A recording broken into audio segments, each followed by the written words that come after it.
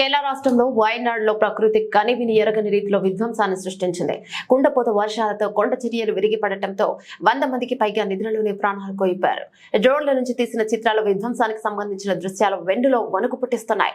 Army, air force, navy సహాయక చర్యల వేగం పెంచిన కొద్ది మృతదేహాలు గుట్టలుగా శిథిలాల కింద నుంచి బయటపడుతున్నాయి. కొండ చర్యలు విరిగిపడిన ప్రాంతంలో భారీ వర్షాల కారణంగా సహాయక చర్యలకు అంతరాయం ఏర్పడుతుంది. క్రమంలో మంగళవారం రాత్రి కూడా వర్షం కురవడంతో రెస్క్యూ టీం ఆపరేషన్ నిలిపివేశారు. ఇక బుధవారం ఉదయం తిరిగి సహాయక చర్యలను ప్రారంభించారు. వయనాడులో సహాయక చర్యలు కొనసాగుతున్న కొద్ది మృతదేహాల సంఖ్య పెరుగుతోంది. కేరళ వైద్యారోగ్య శాఖ మంత్రి వీణా జార్జ్ బుధవారం ఉదయం తెలిపిన వివరాల ప్రకారం ఈ ప్రమాదంలో 156 మంది ప్రాణాలను కోల్పోయారు. 128 మంది వివిధ ఆసుపత్రుల్లో గాయాలతో చికిత్స పొందుతున్నారు. 116 మృతదేహాలకు పోస్ట్ మార్టం పూర్తి చేసినట్లు తెలిపారు. వయనాడులో విపత్తు నిర్వహణ బృందాలు, సైనికులు సహాయక చర్యలు కొనసాగిస్తున్నారు. కేరళ రాష్ట్రంలో పలు జిల్లాల్లో వచ్చే 24 గంటల్లో భారీ వర్షాలు కురుస్తాయని వాతావరణ శాఖ హెచ్చరించింది. ముఖ్యంగా మల్లపురం, కోజికోడ్, వయనాడ్, కాసరగోడ్, కన్నూరు జిల్లాలో భారీ నుంచి అతి భారీ వర్షాలు, మిగిలిన జిల్లాలో భారీ వర్షాలు కురుస్తాయని వాతావరణ శాఖ పేర్కొంది. దీంతో నేడు భారీ వర్షాల కారణంగా 12 జిల్లాల విద్యా సంస్థలకు ప్రభుత్వం సెలవు ప్రకటించింది.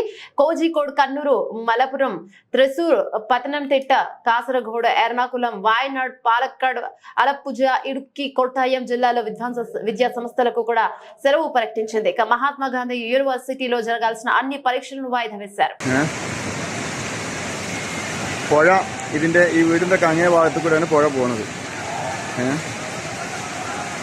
രക്ഷാപ്രവർത്തനമാണ് സജീവമായിട്ട് നടക്കുന്നത്.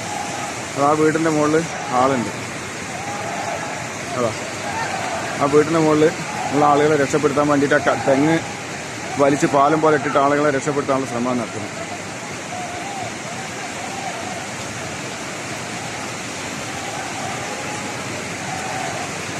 ആ വീടിൻ്റെ മൂലയിലേക്കാണ് വണ്ടിയാണ് തല കുത്തനെ നിൽക്കുന്നത്. ആ കാറ്